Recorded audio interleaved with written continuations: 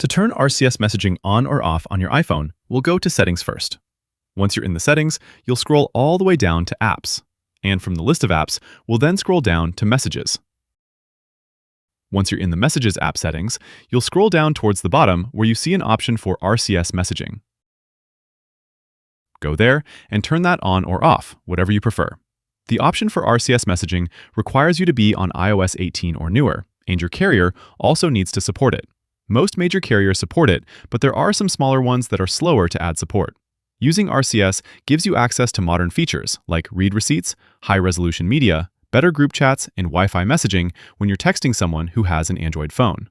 Between two iPhones, you usually don't need it because those messages are going through Apple's own iMessage system. With RCS enabled, your Android conversations still use the standard green bubbles, but you'll get access to more features compared to the old SMS protocol. And that's it. Click the like button if this helped, and subscribe for more guides like this.